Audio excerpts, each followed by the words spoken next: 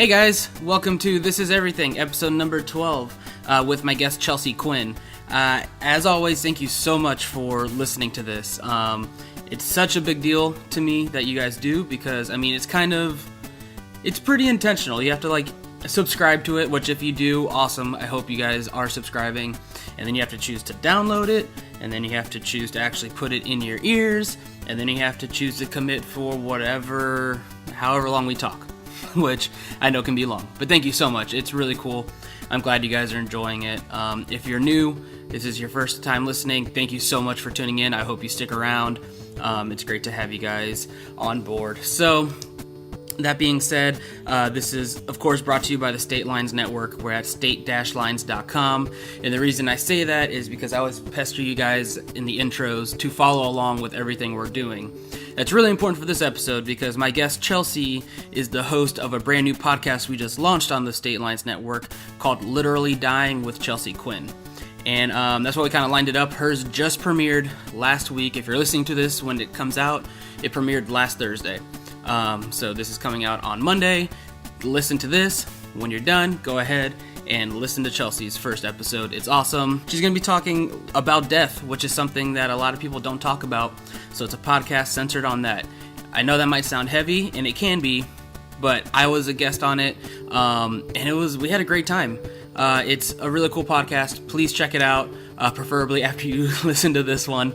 But yeah, so check out all of our stuff. In addition to Chelsea's podcast, we have a bunch up there. I think we're up to 6 now. Well, it's really growing. We have a bunch of really good content coming out. In addition to the podcast, which you can also find on the state-lines.com or iTunes, you can find all of our articles and different content on the website as well. Please check it out. It's so cool. So again, the website is state-lines.com. We're on Twitter is at tweetstatelines, facebook.com/statelines, Instagram is at statelines, and Tumblr is officialstatelines.tumblr.com. And please follow Chelsea. She's at Chel of the Sea, CHELOFTHESEA. Clever. I see what you did there. And then go ahead and follow me if you want. Join in the conversation. I'd love to hear from you guys. That's something that is always really cool. Because sometimes it feels like I can be just talking into nothing. And I know you guys are listening, but it's always really cool to hear feedback. Tell me what you like, tell me what you don't like. I'm always listening. It's just really cool to know that people are listening in general. So follow me on Twitter. Go ahead and talk to me if you want. I'm at Daniel_Cura. Or if you want to write something more than 140 characters, you can always email us at statelinesmarketing@gmail.com. And if you're interested in sponsoring this podcast or any of our other podcasts, go ahead and shoot an email to that address as well. Statelinesmarketing@gmail.com. So I think that's about it. As I've said before, if you leave a 5-star review on iTunes, that includes a star rating and a written review, I will go ahead and give you a shout out in an intro. So this one goes out to I May Be Biased. And I don't know who you are. I have some clues. I don't know if this even counts. Do I know you? I don't know. You're biased. I'm assuming you do. But thanks. It's awesome. Alright guys, this is it. This is everything, episode number 12 with Chelsea Quinn. I hope you love it. Please follow along. You guys are awesome. I'm done talking. There are old people making out on my TV. Ugh. That's gross. I'm not just watching old people making out. It's a erectile dysfunction commercial. It's kind of grosser. I'm sorry. Sorry, Chelsea, I ruined the intro. Bye. Good evening, ladies and gentlemen. We have a special treat for you today. We have the one, the only. Welcome to the State Lines Network. So how you doing? I'm good. Just meeting at work ran late, so I had to rush home, and then it gets dark so early, so it just throws all of my sense of time off. Yeah. I think this is the first night here. It's kind of gotten dark a little bit early, but yeah, whatever. So I honestly, not for to sound bad, but I have no plan as to what I'm going to talk to you about. No, that's fine. Not that I don't want to talk to you about anything, but I was just meh, I don't know. I don't like scripting stuff. So no, that's fine. What's new with you? Nothing. Oh, well, I guess kind of a lot. So I'm leaving. Yeah. Nothing really, but actually a ton. It's just been really busy. It's been a crazy couple months. It's like Brianna's in town. My best friend is in town right now, but she went up to San Francisco to see her brother for 2 days. So it's like this weird, I have a guest, but I don't have a guest. And then I just made the announcement today at work to everyone that I'm leaving. Oh, and we just set my final day for like January 13th-ish. So that stuff is new and big and weird and overwhelming. And then we're like out of town this weekend for comedy with Keith. And then we're gone in November for a week, going to New York for vacation. So it's just like been just chaos. But fun stuff, awesome. Not bad stuff. So yeah. I guess, I mean, this is going to come out. When is it? I don't know. When is this going to come out? Next Monday? So like 4 days after your podcast. So woo, congrats on the podcast. Yeah, that's been another part of the craziness is like I want to take the podcast seriously and I want to do it right. And I've been trying to get like a ton of interviews set up. But when you work a typical 9 to 5, all my interviews end up being like weirdly late at night, or I have to like piggyback them on each other on the weekends. And so it's been awesome. It's just been crazy. Yeah, that's been like I've been loving it, but that's been the like crazy behind the scenes stuff that it's just been a learn by doing type process, and the doing process behind the scenes has been kind of bananas. But I mean, it's fun. I'm excited for I guess I should say yours is called Literally Dying, which I listened to today because perks of being on the back end of the website. But yeah, it was awesome, but I'm excited for it. So I guess we can kind of say like what it is. Yeah. So, you want to explain it? Yeah. So basically I about a year ago had been talking to Keith about wanting to start something. I felt like a lack of creative sort of expression in my life, I guess. Like I haven't had a project outside of work that I really cared about or wanted to do. And I like to perform kind of, but I'm not a person who's going to like get on stage necessarily, but I want to do something. And so I was wanting to start a podcast, and we'd been bouncing around a bunch of ideas, and I actually had come up with like 5 other ideas that I was like, yeah, I kind of like that one, but nothing struck like enough that I actually pushed through with it. So once I came up with this idea, which is the show's called Literally Dying, it's basically just talking about death. I've experienced a ton of death in my life for being someone who's young. I lost my mom when I was 15, and then just sort of a bunch of other death in my life has happened. And I think it's like a weird thing where we talk about it, but only like kind of whispered or like with these weird days. And for me, I've spent the last like 2 years in therapy on and off. And I think after 9 years, I grieved my mom's death for the first time, which is really weird that it took almost a decade to grieve death. But I think that's what happens, especially when you go through it so young. And so I was like, you know what? Fuck that. I want to talk about it. Like, I shouldn't feel uncomfortable when I talk about my dead mom in front of other people because it's my dead mom. It's no one else's dead mom. They can't be weird. Yeah. But they make me feel weird. And so this idea was born to just kind of talk about it, laugh about it, share the stories, get us all on the same page, like bring death to life, you know, not be scared of it, just have those conversations. Because I've always been super scared of death. I was like the kind of person who didn't want anyone to talk about it around me because I thought that meant bad things were going to come. We like summoned them somehow. But yeah, so that's what it's going to be like. Every episode will have a few different people featured because I think a 1-hour interview format just about death with one person could get a little too heavy or a little too much. So yeah, every episode will have a theme featuring a few different people telling stories related to that theme. Very cool. Yeah, the first one I listened to today was super good. I liked it. I mean, it was kind of more of like an intro episode, which I probably should have done for my own. But, yeah, I'm excited to have you on. One, to have like not to sound like cliche and weird, but I'm just so happy we have like a girl pumping out content now because it's just been like it's just been a boys club, and like it's been a lot of sports, and I love sports, but I don't really like blog or talk a lot about it. So I feel like in the wave of like all of our sports content, I've been kind of like treading water of like I'm still here doing not sportsy stuff. Yeah. But yeah, I'm excited that you're doing it. I'm super pumped. So yeah, you guys need some estrogen, so it'll be good. You're my second female lady on the podcast, which is exciting. Trying to think. So far, it's been like 1 per 10. This is episode 12, so you're. Oh my gosh. So we'll see. Up those ratios. Right. It's because you want to talk about like nerdy superhero stuff, and that's all your bro friends. I mean, I don't know. Me and my wife just talk about that all the time. This is just not a microphone. There are definitely women who. No, I know. When do we get a Noelle episode? That's what I was gonna say. She has kind of claimed or dubbed herself like the unicorn of my podcast because she's always like mentioned but never heard, or she's come in the middle of a couple of podcasts, but I had to like edit her out because like she was like getting home and then Max, my dog, would start barking and just like blow your eardrums out. So interview you for like some sort of significant one for like the 50th episode or something. Noelle should. Yeah. I'm gonna have her on at some point, but we'll see. Or she might just like being the unicorn. So we'll see how it goes. But yeah, I didn't mean to start out like all pluggy, but okay. It was on my mind because I listened to it today. So we've known each other. I'm so bad at time and math. 2009? 8 or 9? Yeah. I think know. 2009. Well, let's say, yeah. Early 2009, like January 2009 sometime. Sure. I met you when I met my now wife. So we all met at that same group. And Jason, my episode with Jason, my talk with him, he mentioned you.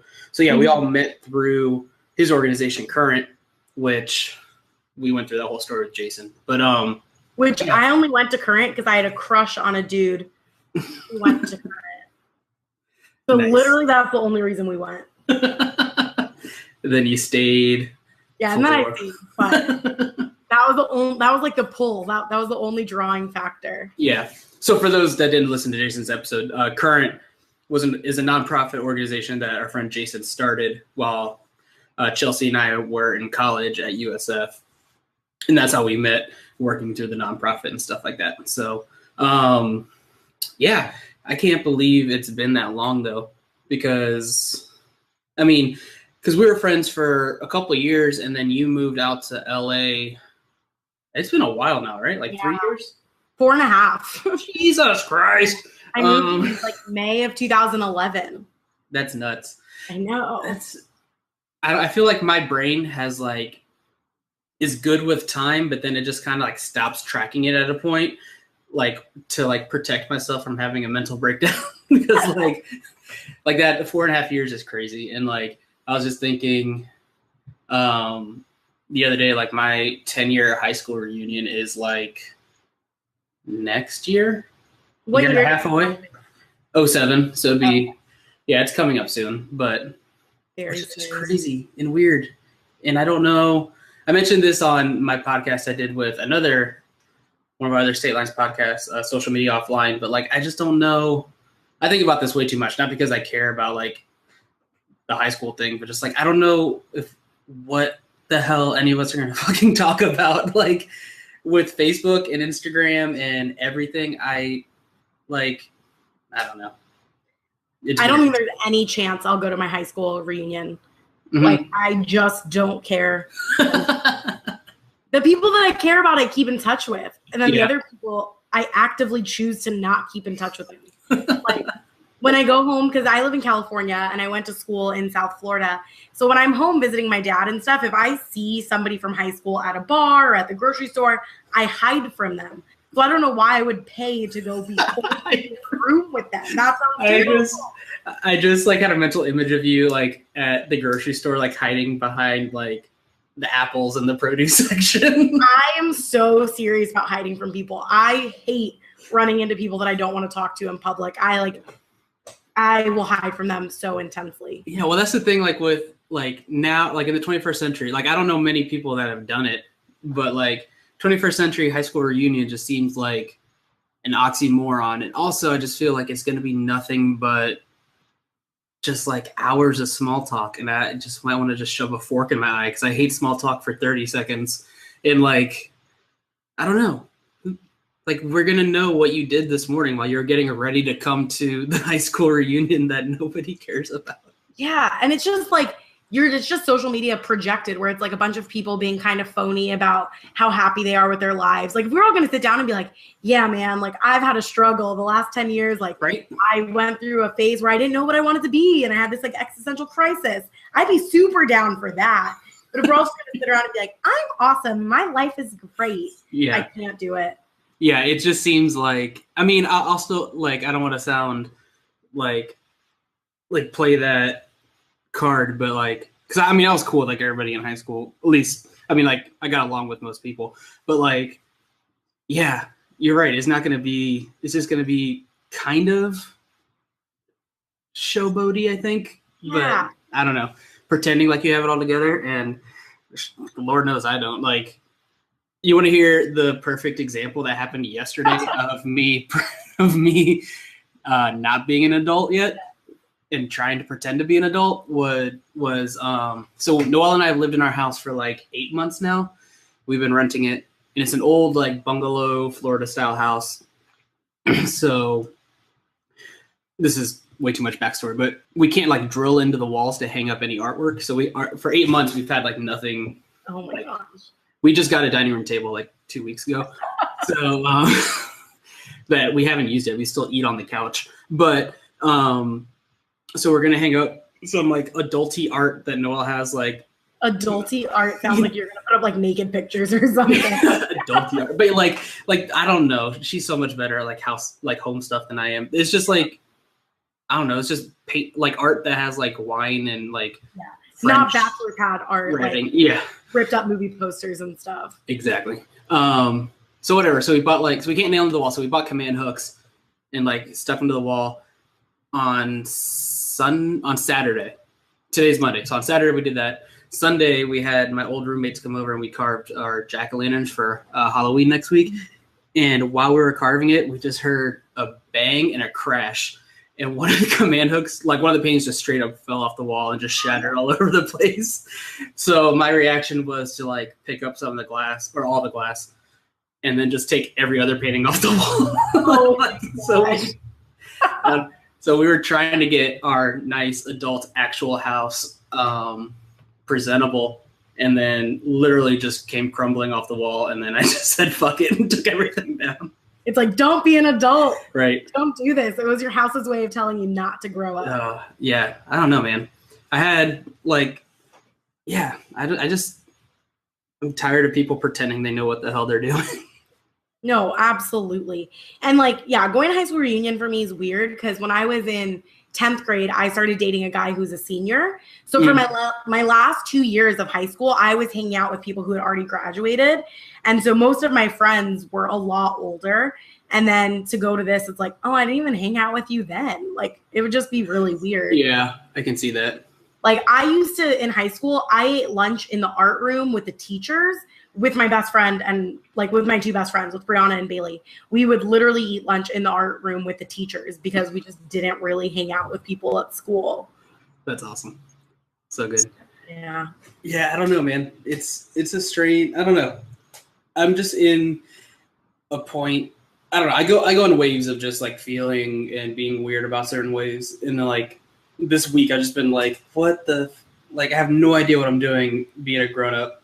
Today I was like, I'm in the second half of my 20s, which is not old, but like it's closer to 30 than anything else. Mm-hmm.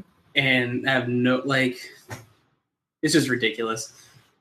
I know. That's how I'm feeling because I mentioned at the beginning, but I've been at this job that I work at Liberty in North Korea for 4.5 years. And it's like a grown-up job. You know, like I oversee a lot of people and money. Yeah. And it's a grown-up job. I'm the boss of like 20 people, interns, nomads, staff members. Like it's a big girl job. But basically I've decided that it's time to leave and do something else. But I have absolutely no idea what I'm going to do next. So basically come middle of January, it's just me and my life and need to figure out a way to make money and figure out what I like to do and what makes me happy. Because I've loved this job, but I think it's just time. I've been doing it since I was so young. So I think it's just time to try something new. But I've been having freakouts where I'm like, man, it's so much easier to just stay comfortable. It would be so much easier to just stay at this job because I'm good at it. I like it. They like me. Like it all works out. But I'm like, nah, things are pretty good. Let's toss that all away and start from scratch. Yeah, that's kind of like the discussion Noelle and I have been having, and just like I've been having internally, just like in general, like part of me is torn between like having these set of ideals and the other side being like probably every other adult did too, and it's just like childhood teenage fantasy. But like I never wanted just wanted to have like a job to continue to have a job, essentially, you know what I mean? So I don't know if I'm just in that stage, or we are in that stage where I'm just like, man, I just want to do something like you said that you enjoy and that you can also afford to feed yourself. But like, then on the flip side, I'm like, yeah, that's probably what every other person who is 26 in their life has ever said, you know? Mm-hmm. But it's also kind of shitty. Like, I don't know. And I feel like our generation is the one that's actually doing things differently, you know, like not just caving in to like, well, I'm in this job, so I'm going to see it through to the end. You can tell the difference. I mean, the thing is, I love my job that I have now. I really do. And it's a passion and it's something I really care about. It's more that it takes up so much of me as a person because of the type of job it is. I'm on call 24/7. Like I woke up to a phone call this morning at 5 a.m. and that's pretty normal for my life. And so I just need a job that's a little bit more like me focused. But every time I talk to my dad about it, he's like, so what are you going to do next? I was thinking maybe you could work at the Red Cross. I was thinking maybe you could work here. And I'm like, the point is that I don't really want to know. Like I kind of just want to see where I end up. But I don't think that computes to like our parents' generation. They don't understand that. Yeah. Yeah. And that's just something like in general I don't want to say struggling with, but just like there's something to learn to like now that I'm married and like figuring out that balance of just being like reckless abandon and being like, okay, well, my wife is along for the ride of me being an idiot. So if I'm an idiot and fuck shit up, like she's coming down with me, which is definitely a new thing to think about. What's interesting, I think, for me is that because I'm dating Keith, so my boyfriend is a stand-up comedian, and I'm definitely like the more stable one in our relationship that's had like a long-term job, and I'm just like much more organized and realistic, and like we need to think about stuff. We can't just make impulsive decisions. But it's cool because I think dating him has helped me come out a little bit from that and be more willing. And I was really scared, like, oh gosh, how are we going to pay rent? I'm not figuring out a job. And he was like, we'll figure it out. Like, he's like, we'll either figure it out or we'll die. Like, those are the two options. And so we'll just figure it out. Yeah. And that's the thing too. It's just like, also, yeah, it's just that like, it's going to happen either way. And like what you're doing or what you're going to do in January when you leave your position, that's what I was going to say when you're saying that, like you're going to have to figure it out, but then that's exciting because then you're forced to, and then I don't know, at least me personally, I work better under pressure. And then when that pressure would be me dying, I think I would get some stuff done. Yeah. When the pressure is like live outside, I'll find a way to pay rent because I'm not going to live outside. Not an option. So I don't want to get any further in this conversation without acknowledging the TARDIS artwork you have behind you because it's awesome. It is, isn't it? I got it for Keith for Christmas one year. It's awesome. Really cool. But I know our apartment's like a weird balance of me wanting to decorate but wanting to not make it just a girl apartment because it's a studio, so it's really small. So whatever, you have to be very selective in what you put up on your walls. Yeah. So we have like a Beyonce album frame and then TARDIS artwork. And then we have like an Away We Go poster and then a Star Wars poster. You know, It's like this balance of. Yeah, we literally have nothing. I think we have a mirror in our entryway. I'm trying to think. I really think that's it. And then I have my bike hanging up on the wall. You guys need stuff on your walls. And we tried this week, and then God shut that down. Oh. But yeah, I don't know. So what's on your mind as of late? I was actually just going to ask you. I know I'm not interviewing you, but I was going to ask you a question. What do you think is the biggest difference in relationship since you've been married? Like because I'm in like a long-term together, like over 3 years relationship. And I'm always so curious, like, what's the big difference besides, like, you have a title, you had a really cool party?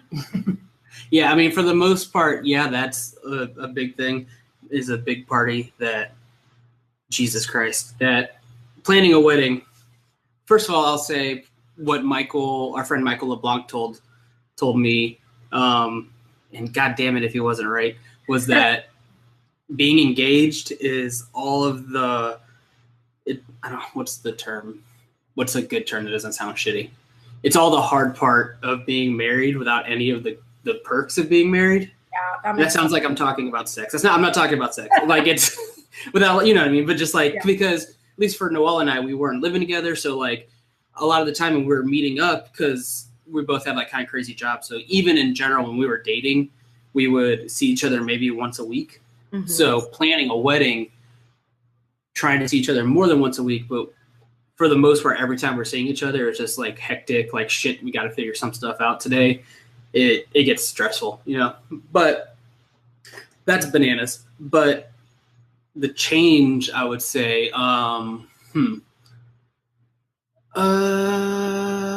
don't know, man, like a lot, but then not a lot at all. It's really weird. Like, but then again, you and Keith live together. So I don't know. I can't really speak to that because Noelle and I didn't until we, I think we moved in together like 2 weeks before the wedding, just because that's when it all lined up. But for I can't give you a normal person's answer. I can give you my neurotic Daniel is insane relationship person.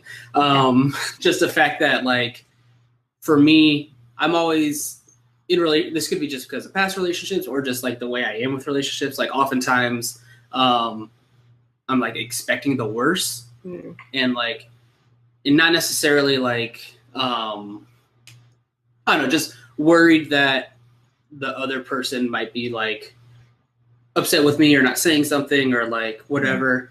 And for the most part, that's not like Noelle made that choice to be with me. So if I am being crazy, I'll like acknowledge it and be like, hey, I did that the other day. I was like, I'm sorry. I was being stupid for like 2 seconds there. But yeah, I think that's pretty much it. Like, it sounds really cheesy, but the fact that you're committed to each other and that you kind of said you would be. So like, I'm not worried that somebody's looking for an escape route. Mm-hmm. So, that makes sense. But then, like I said, I'm a crazy person. So no, I don't know. That makes sense to me. Yeah. So there's some comfort there. Yeah, totally.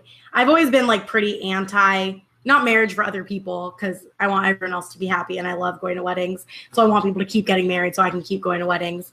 But I'm pretty anti like marriage for myself. But I think the longer I'm in a relationship, the more my opinion on that changes. So yeah. I'm sorry. I didn't mean to cut you off.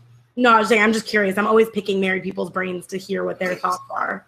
Yeah. And when I was single, I was like the same way. Like, but also my experience was I was single at a time where I was also stupid.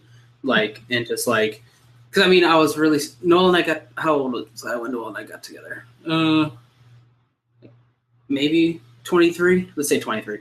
So like when I was single from like, you'd say a good chunk of like early college to like past college or whatever, which everyone's kind of dumb at that time. Mm-hmm. So, it's just a typical like young adult college stuff. So, but yeah, I was definitely in that boat of like, I don't know, we'll see. But then it just kind of happened with Noelle, and then, yeah, it worked out.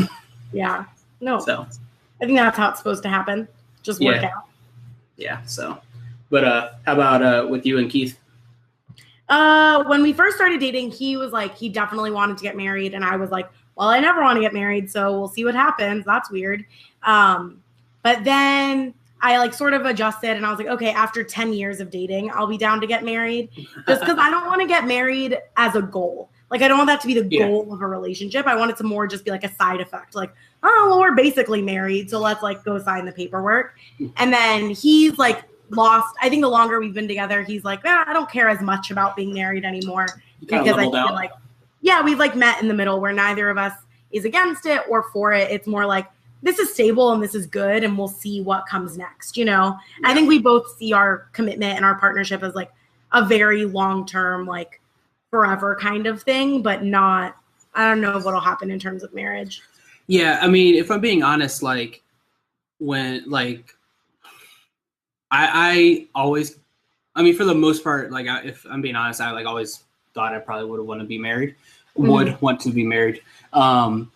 So I probably, like, when we got engaged, I was ready to get, like, propose and all that kind of stuff. But I probably could have done that at any time, whereas I think Noelle probably was probably a little bit ready. And to me, it was either way. Like, I figured it was going to happen either way.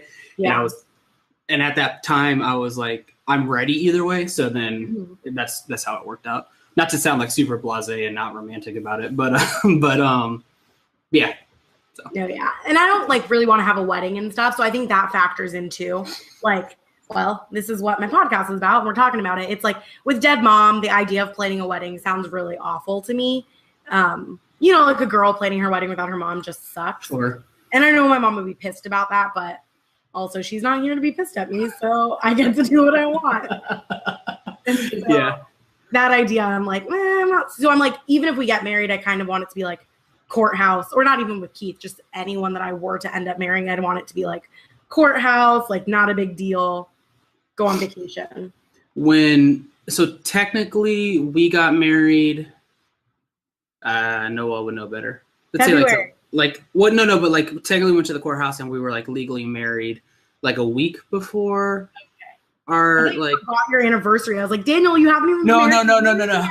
Like we count like our wedding like day ceremony whatever as our, but like when we got legally married at the courthouse or whatever, like no joke, like it was just us. I think maybe one person sitting like in the room waiting to be called up to the next counter, and Married with Children was playing on TV behind us. And it was just the best. Like I just laughed my ass off. So I'm like, technically we're married now, and this was the experience. Like they didn't even put us. Get your tattoos. What's that? When did you guys get your tattoos? We got wedding band tattoos. Both of us we each got a red line around our ring finger. We got those. So we got married in February. We got those like January, December. Like that's when you were officially married. Yeah, right. Yeah. That's when you were committed 100%. Yeah.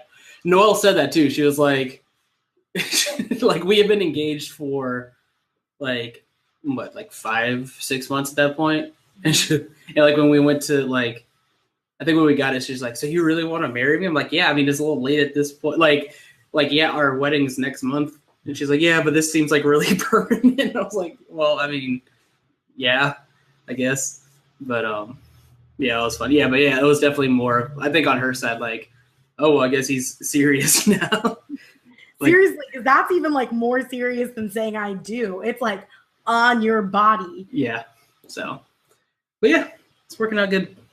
That's great. So, so do you want, like, I don't want to steal, like I said, from your podcast, and I don't know what you're covering as far as your stuff in the podcast, but do you want to talk about, like, I don't think you and I have ever really talked about your relationship with your mom and stuff. Are you good with going into that? Yeah, totally. I think we can repeat too. It's like, even if people hear about it, I think throughout my podcast, I'll probably talk about it throughout. I don't know if there'll ever be like an explicit episode that it's just about that. Yeah, exactly.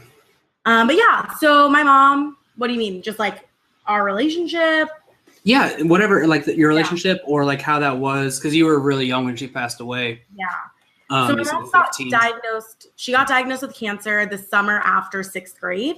So I don't know how old you are then, like 12-ish? Yeah, that sounds about right. 12. So she got diagnosed with cancer the summer after 6th grade. I like remember coming home. I knew she had been at the doctor, and it was like everyone was crying, and it was like really weird. And then they took me to the mall, and I bought a new purse. Like I have such a distinct memory of this being like, we're sad, so we're gonna go buy a new purse. But she was diagnosed with stage 4 rectal cancer, which is like pretty awful. And there's not a lot of symptoms until it's at that point. And so by the time they caught it, they actually only gave her 6 months to live. And she ended up living until March of my 10th grade year. So a long time, like 3.5, almost 4 years or something. And so my mom, I mean, my whole childhood up until when my mom got diagnosed was pretty perfect. Like I grew up in a really picture perfect, like mom, dad love each other, brother and sister. We all like do sports and dance and soccer after school. And then we go on family vacations every summer. And so my mom getting sick was like a huge wrench in all of that. And so she was sick for a long time, the whole time. She never went into any sort of remission. You know, it was like 3.5, almost 4 years of chemo and radiation and surgery and hospital stays. And so it was weird. But honestly, it sucks. I wish my mom wasn't dead more than anything in the whole world. But I think I had a better relationship with my mom, even in just the 15 years that we had together, than probably a lot of people have with their mom in 50 years together or something. And so, yeah, my mom was just the best. I say, like, any good stuff about me, you can attribute to my mom. Like, all the good stuff that people like about me, I'm like, oh, yeah, that's because I'm my mom. That's why I have those traits, you know? Yeah. She was just hilarious. Super fun, always way more spontaneous and like go with the flow and exciting than I am. I'm definitely much more neurotic than she was. But like, yeah, one weekend when my mom was sick, she's like, I've never driven a convertible before. I'm going to die soon. So she just rented a convertible for the weekend. Oh, that's awesome. Had a convertible. Yeah. Or like for one of my birthdays one year, she rented a limo and took my friends. We went to like Krispy Kreme in a limo and just drove around in a limo because we could, you know. It sounds like my mom really likes cars, but I don't think she really did like cars. Those are just 2 car stories. That's great. Yeah, that's awesome. Yeah, I can't. So how 15 is like, you said 10th grade, right? Yeah, it was March of 10th grade. It was right before I turned 16. She actually had planned my whole Sweet 16 and then died 9 days before my Sweet 16. Oh, so we had to cancel it. But which is kind of funny, actually. So for my Sweet 16, she had planned like a bounce house and popcorn vendor and cotton candy vendor, like a big party, very carnival-y. And then so my mom dies 9 days before my birthday, and we're like, okay, we got to cancel all this stuff. But because she had such bad chemo brain, she had ordered like 3 different popcorn vendors, like 5 cotton candy. We would have ended up with like the craziest party because there just would have been duplicates of everything. That's because awesome. She had such bad chemo brain. And we're like, good thing we caught this, or this would have been a really insane party. We don't have enough outlets for all these people. Yeah, like in retrospect, things are always kind of funnier in retrospect, and I think it would have been great, not to put myself in on your family, but I think it would have been fantastic, like sitcom-y funny if like you forgot to call one vendor and like some kind of like clown showed up at your house just randomly. That would have been hilarious and so fitting to my mom. Oh, I would have. Oh, it's so good. We gotta make a show. Yeah, where that happens. Yeah. Oh. I have so many random ass ideas of like stupid jokes where I just like I was texting Jarrett earlier today. I'm like, we need to make a thing just like I can make this really bad joke. Like I don't know how other writers, or I mean, not like I'm calling myself a writer, but I don't know how writers like brains work. Where for me, it's always like, okay, now I need to build this entire thing just so I can execute this one side throwaway joke that probably won't land, but. I think that's what people do. Dating a comedian and being in the comedy world, I think that's normal. Yeah. Okay, let's go into that. That's interesting to me. So how has that world been for you, dating a comedian? I almost said dating comedians. Nope. Dating a comedian. And I dated another one before him. It became a weird trend. But no, it's awesome. It's a weird world. And like just today we found out that a girl we met up in Seattle, like in the comedy scene, committed suicide. And it's sad because it's like a really heavy, dark world, but it's also such a funny, exciting, like really cool world to be a part of. And I'm like an observer, you know, I feel like I get to go in and be a fly on the wall. And even though I'm around a lot, my brain does not work the same way as a comedian's brain does. It's fascinating to see how their brains work so differently. But it's both. It's awesome and it's really fun, but it's also really heavy and sad and scary sometimes. Yeah, I can see that. Like, I mean, I feel like I don't want to sound like every other person in the world, but I do feel like I kind of can relate to that side more. Mm-hmm. Whereas I'm always trying to like, no matter how heavy the situation is or how heavy I'm feeling, like I'll try to make light or the situation or whatever. So oftentimes I will say things that most people don't appreciate, or, you know what I mean? Whereas I feel like if you're, I mean, I could probably talk to Keith more about this, but like if you're in that group of people, then it's more okay to say shit that's funny that other people wouldn't be cool with. No, yeah, it's been a balance for me of learning like when I can be offended or when it's like, no, this is just how these people cope. This is just how they deal. This is like, they're not being offensive. This is just how they deal with things. And I'm similar where I like to make jokes. I'm not very easily offended, but even as someone who's not very easily offended, I'm like, oh gosh, I'm so glad that none of my like normal friends are here. This is like a comedian only conversation. And even sometimes I have to tap out. I'm like, nope, I'm not broken enough to be part of this conversation. You guys continue. Because it's just, it gets to be too much sometimes. Yeah. And I mean, I feel like it just depends on like what you've gone through. Well, I mean, like obviously you've gone through like with your mom and stuff. And then like for me personally, like when my stepdad passed away, I found myself in recent years, like since that, it's been about 2 years, like just, I don't want to say I don't give a shit, but just like, I kind of don't like, when he died, after he died, I kind of, I don't know, like I really appreciate life and like what it is and like how crazy and beautiful and like and awesome it is that like I know you and I met you through somebody else and like we're still friends across the country. We're talking like, you know what I mean? Like we're talking right now via a Google Hangout across the country, all that kind of stuff. That's awesome. But also on the flip side, it's just so fucking ridiculous. Like, you know what I mean? Like, I don't know. Yeah. I've learned not to take everything as seriously as I once did. Yeah. So. The fun part is like one of the coolest parts. I mean, I love dating a comedian in that I love the world. So I love like laying in bed and Keith running jokes past me or like just while we were doing this, he's doing a roast next week. And so he's sending me roast jokes like, hey, do you like this one? Do you think this one's good? And I'm like, always like, you value my opinion? You know, like I'm not a comedian, but I still get to have an opinion, which is cool. But the cool part is like getting to go into the green room at like the Comedy Store, getting to go into the green room at the Improv and like sit next to people and act like I'm really special. When in reality, I'm like, why am I here? Are you allowed to be here? Like we were in the green room at this comedy club and this other comedian and his wife were there and she ordered food because like in the green room you can usually order whatever you want and it's just covered by the club, you know. But I never order because I'm like, oh, I'm not a comedian, that's awkward. I'll like pick off Keith's plate or whatever. But this wife just like ordered a steak and potatoes and a drink and I was like, wow. And she's like, oh, you should order something. She's like, if you're in here, they'll bring it to you. Just order, don't even worry about it. And I was like, okay. So, like, order whatever I wanted, which is so silly, but it makes you feel like kind of cool, you know? Yeah. That's interesting. And I feel like, I mean, I don't know. I just feel like LA, I've only been to LA once. And I really do want to get back. And I feel like, yeah, for sure.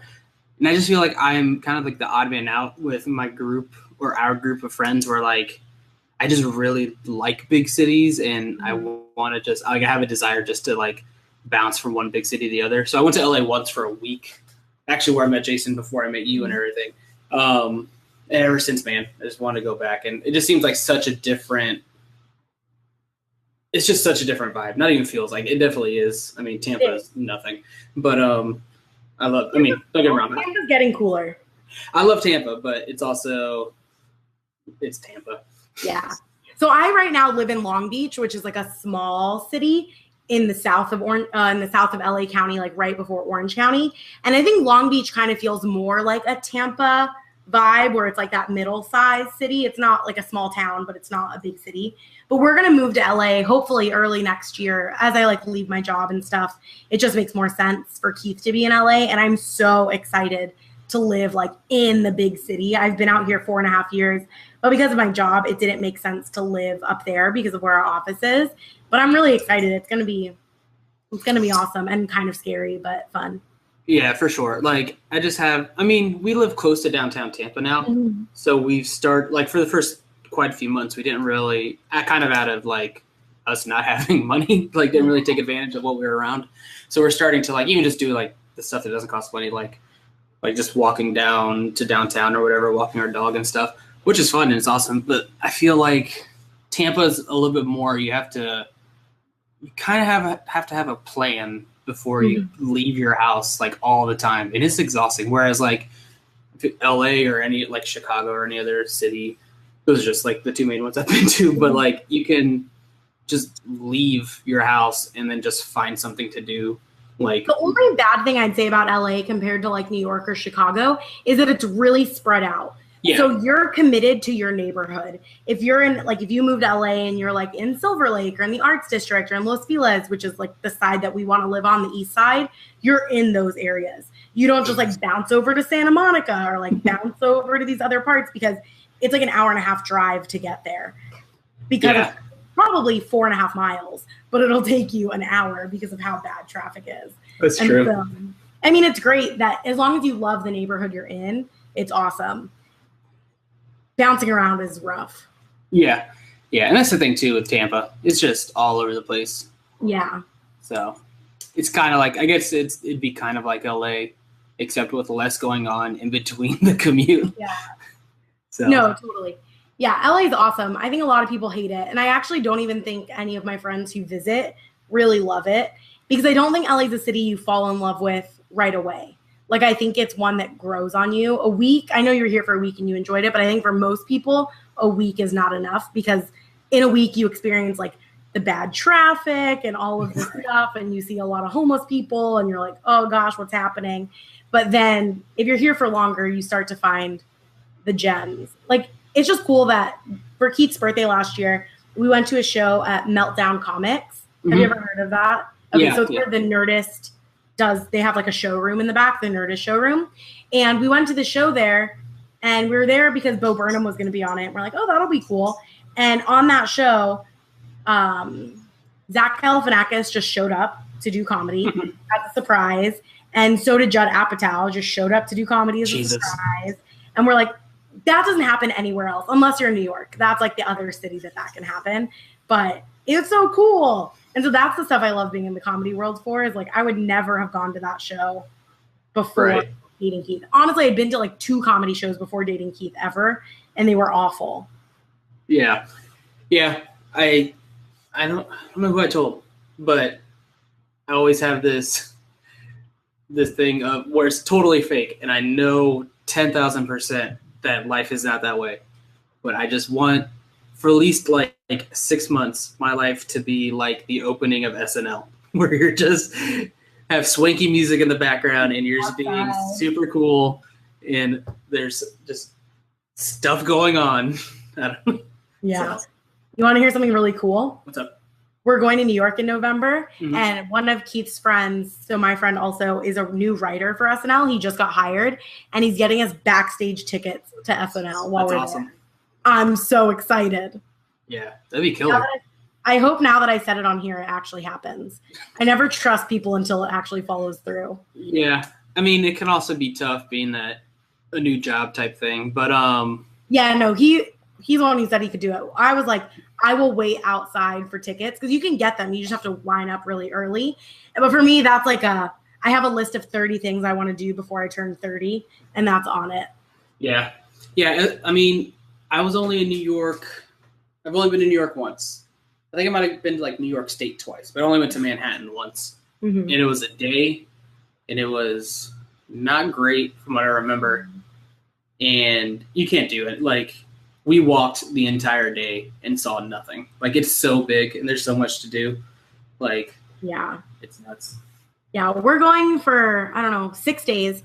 And we're staying at a place in Brooklyn, and then we'll just like take the train everywhere. But Keith's going to perform while we're there too. So it'll be an interesting balance of like sightseeing and doing that kind of stuff and Keith performing. The only thing that I said we have to do is that there's 2 bakeries that claim to have the best chocolate chip cookie in the world. And so I want to get one from each so I can decide which one I like better. Keith's like, I want to go to the Comedy Cellar. I want to like do all these things. I'm like, I just want to eat chocolate chip cookies. That's all I care about. Yeah, man. When I went, did not do any of that. Like, I remember we ate in Chinatown, which was cool, but also, I mean, I was younger and not as like open to ideas. So like, I don't think I ate really because I didn't know exactly what I was ordering. Yeah. And then I was frustrated because Little Italy was literally like a block away. And I was like, we walked past it after we had eaten lunch. or I had not eaten lunch rather. And I was like, there's all this awesome, like, there's just spaghetti outside. Why didn't we not come here? But I know exactly what that is. I've seen it before. Right. Oh man. But yeah, I've been trying to convince Noelle, like I said, want to bounce around. I have a desire to live in a big city and then also in a very not big city. Like I can see myself like in a fishing, what am I trying to say? Like a New England, like fishing town, quiet. And then also I can see myself just like busy downtown setting. So I've been trying to convince Noelle. What's that? I could never live in a small town. Yeah, I mean, I kind of did growing up because I lived in Land O'Lakes, which is just north of Tampa, which is when I lived up there. When I was a kid, it was very rural. But so I don't know. Part of me likes it, but part of me doesn't. So I don't know. We've just been talking about it. Something I wanted to talk to you about is after I listened to Jason's episode, you guys talking about hostels was the craziest thing. I was like, no, that is not what all hostels are like. Hostels are awesome.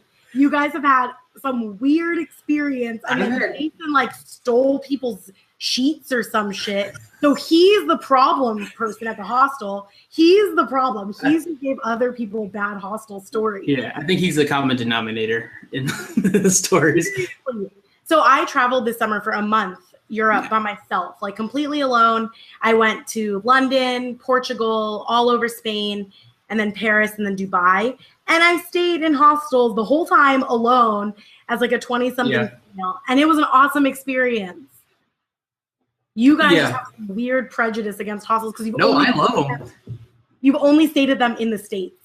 I stayed at those two, and I do want to go. When I do go overseas, like that's probably what I'll lean towards. It's so cheap. Yeah, I just kind of, I don't know, man. I want to be. Also, I mean, like I said, I'm 26 now. Noelle's a couple years older than me, and I just want to get out and do that kind of traveling stuff now.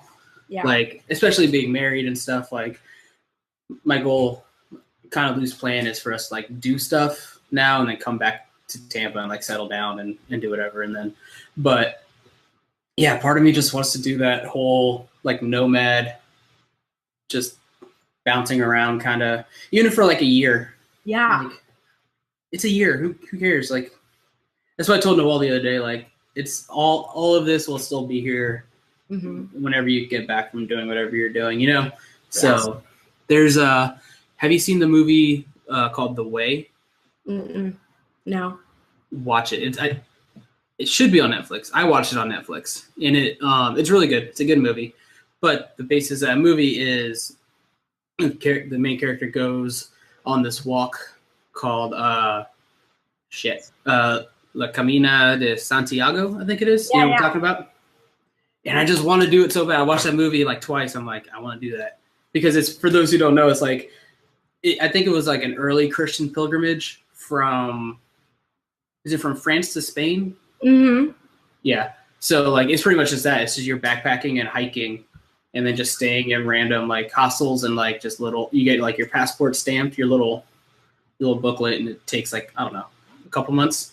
Yeah. I met a few people that had done the Camino when I was traveling because it was happening at the same time. And I met a few who were like really tired and kind of in the middle of it, and they had like blisters all over their feet. When I was in Barcelona, I met this woman who had just finished it. She had just gotten divorced. She was like in her 40s. And she was like, this was sort of my like, fuck it. Like, I'm just going to take 2 months to go do this by myself. And she said it was like the most incredible experience of her life, that she made lifelong friends, that it was like this crazy spiritual experience. And she's not a Christian or anything, but she said it was like this crazy, like after you've walked like 150 miles, you just have this very different appreciation for your body and for the earth and for the land and for like your existence. But she said she was like, I highly recommend it to anybody who wants to do it. Do it. Yeah. I think that's definitely on my bucket list. And like, that's the thing. Like, if it's 2 months, it's 2 months. And then like, I don't know. That's kind of my outtake on everything right now, which maybe is not great. It's a little too lax, but whatever. Yeah. No, traveling was awesome. It was my first time out of the country and my first time traveling alone. And it was like game changer. You know, like the decision to leave my job is highly influenced by the fact that I took that month to go travel, which kind of sucks for my job because that's not the goal of that. The goal of it was to like refresh yourself, but they're super understanding and they know, like, no one at my job is mad at me, but it was game changing because it's hard to imagine that there's people in Paris. Like, I think when I got to Paris, I was like, there aren't people here. Like, how are there people here? That's weird. Right. And then you walk outside and you're like, oh, they're just like eating food and taking showers. Like, they're just people. And that's crazy that there's people who live in Paris every day. Yeah. I think about that just all the time. Like, I just think about like the relationship I have with where I live, and even just like my commute every day. Mm-hmm. Like somebody else has that same experience, but like what you said, like in Paris or Australia or like, you know what I mean? Like like places I'll never be. And that just kind of blows my mind. Like, just think of like the corner you live in, and it's just so stupidly little that so tiny. It almost makes me upset. Like, it should just be easier to get to the other places. My big pitch for everyone since coming back from my trip is that everyone needs to go to Portugal. So I'm going to pitch it to you. You and Noelle need to go to Portugal. It's really cheap to visit. Like hostels, each night in our hostel was like, I don't know, $12 a night or something. Like super cheap, beautiful hostels, the best hostels I stayed in on my whole trip. Portugal in general is doing really bad, their economy. So going to Portugal is just really cheap. All their food's really cheap. Seeing stuff's really cheap. It's the most underrated country in Europe. And I haven't been to all the countries yet, but that's what I think because no one talks about it. And then you're there and it's freaking incredible. So I picked Portugal. I'm like trying to convince all my friends to take their honeymoon in Portugal. Sweet. Are you sure you're not like getting a kickback from it? Oh, I wish, because then I could go back to Portugal and that would be awesome. They're just the nicest people I've met. It's awesome. Yeah. That's the thing too. Like, I mean, I don't want to talk shit.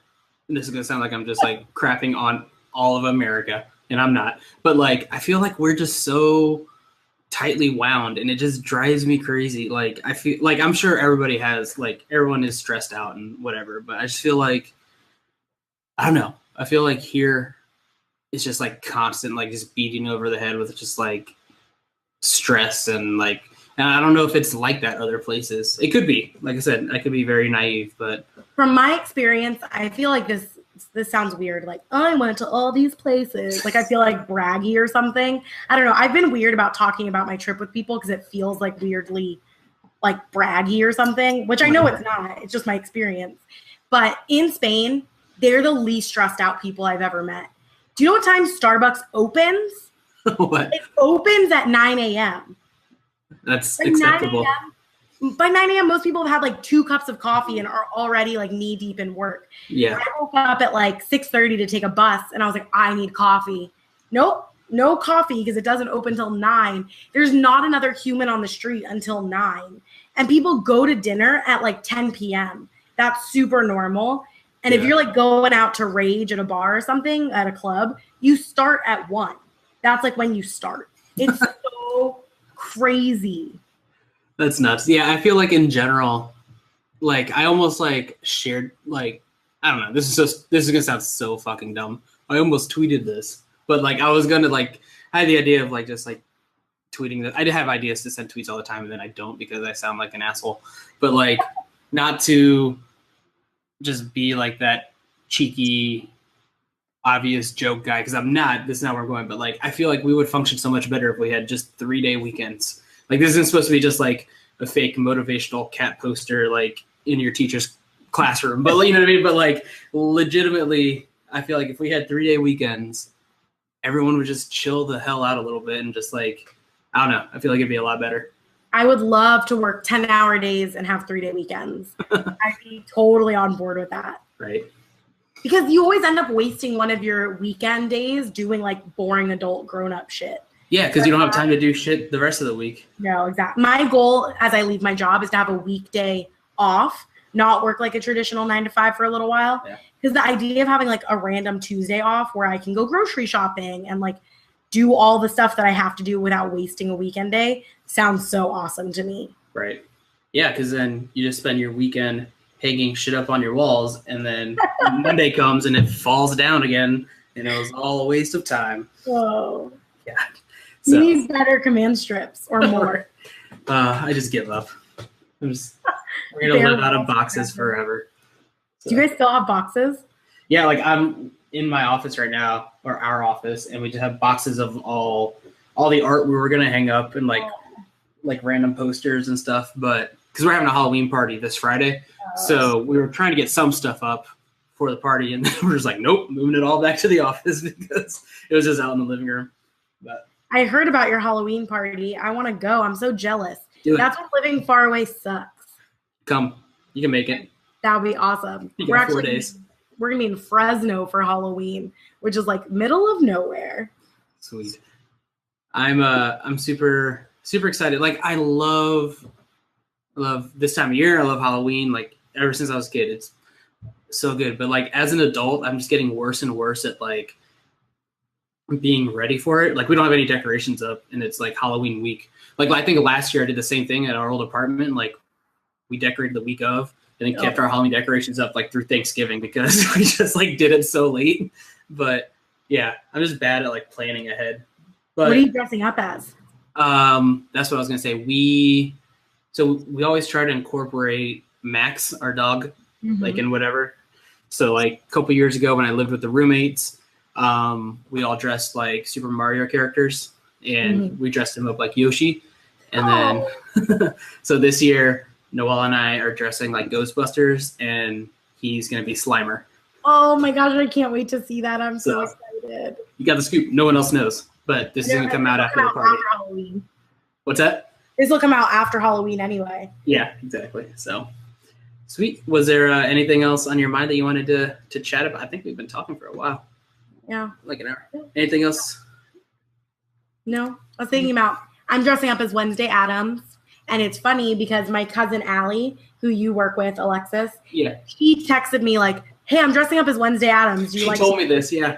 Isn't that so weird? Yeah. Like we live 3,000 miles apart and we did not talk about it. And then our brains still just somehow synced up. That's awesome. I feel like I have a lot to live up to this Halloween though, because last Halloween I won first place at the bar costume contest. What was it? What did you dress up as? I was Velma from Scooby-Doo. Nice. It was awesome. Sweet. I beat out people that spent so much more money on their costumes. I had gone to Goodwill and just like found it. DIY costumes are the best, dude. Like back in my single days, I dressed up as literally, it was so easy. It was a cardboard box. I dressed up like a kissing booth. Oh and I just wore a box around me. And then like I had like fake lipstick all over my face. Oh and as any single guys listening, I highly suggest dressing like a kissing booth and going to a bar. But it was, do it yourself. I paid for a box. I don't even think I paid for a box. It was so cheap. It was so easy. I like how you suggested this after Halloween. So you're basically telling people just go out on a random Saturday in November dressed like a kissing booth. This Christmas, go out. People will love it. No one will think you're weird. Adam mistletoe. Right. So make it festive. Oh, so good. Sweet. All right. I think we're about an hour, so that should be very cool. Do you want you want to say the tagline? What is it? It could be worse. Oh yeah. I just need to get reminded. So I just say it. Sure. Okay. It could be worse. Sweet.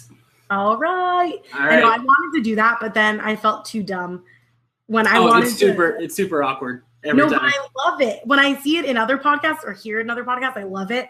I only had the balls to make Keith do it when I interviewed him, and then I couldn't make anyone else because I felt too weird. I think also because it's like a heavy topic, so someone's like crying and like, do you want to end with saying literally dying? Yeah. Like I just couldn't do it. Oh, it's so good. Yeah, I hope that you were my first remote podcast, so hopefully it sounds good. I hope it works. Yeah, we'll see. It's too late now. Jesus, take the wheel. Seriously. But All right. All right, sweet. Good talking to you. You too. I'll see you later. Bye.